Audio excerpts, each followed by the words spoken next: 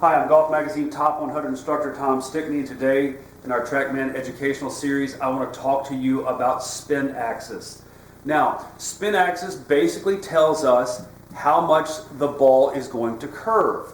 Okay, so if you draw a vertical line up the center of the golf ball, okay, so you've got a vertical line right up the center of the golf ball, that would be a spin axis of 0. So if you had a club path that was 0, directly in line with your target, you had a face angle that was 0, directly in line with your target, and you hit it dead solid in the center, you would have a face-to-path relationship of 0, and your spin axis would also be 0, and the ball would go dead straight.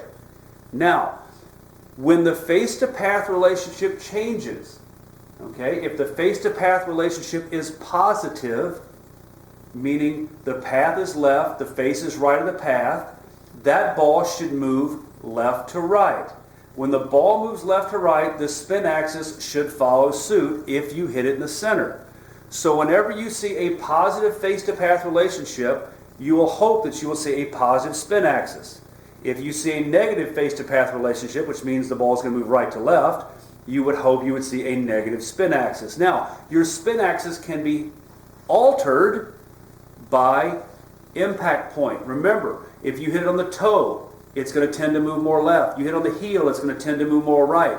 So whenever you see the face-to-path number going one direction and the spin axis number going the other, so you see a positive face-to-path, which means the ball should have gone to the right, and a negative spin axis, which means the ball went to the left, that would tell you that you hit it off the toe. All right, so let's hit a shot and let's take a look at spin axis. There we go. All right, so we see that ball sliding a little bit to the right. So what do we see?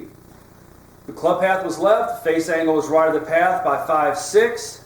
Okay, so that would tell us that ball would move a little bit left to right, which obviously you can see in the down the line view it did. Based on the club, you will have changes in your spin axis. So you can see the face-to-path number is positive.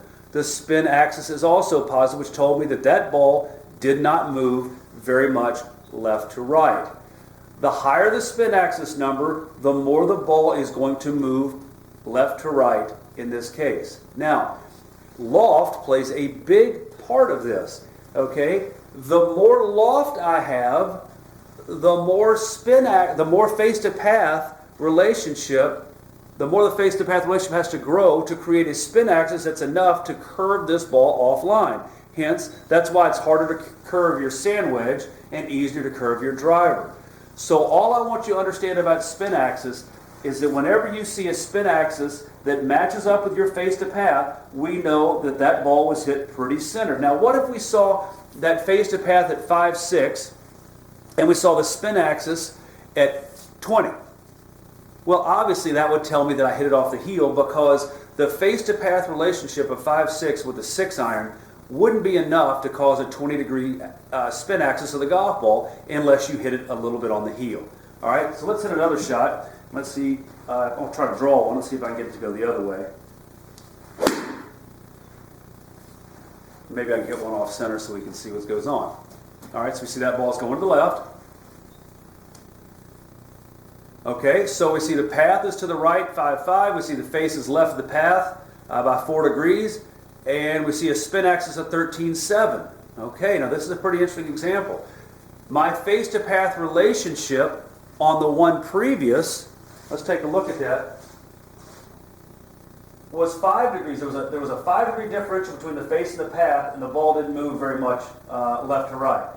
Here, we can see an even lower face-to-path relationship, but we see a much greater spin axis.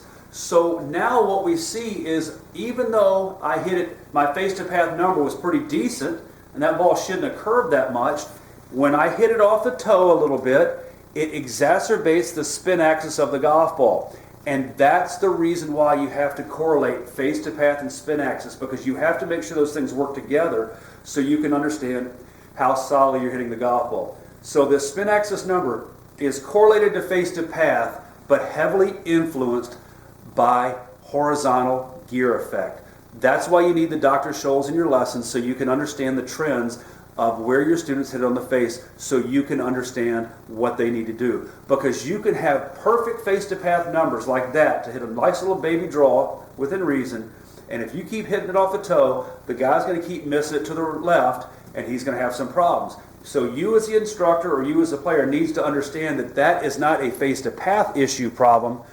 The reason why the spin axis is tilted so much to the left is because gear effect, and that's a toe shot. So take your Dr. Scholl's, understand the difference between face to path and spin axis, and you're going to have a lot of fun.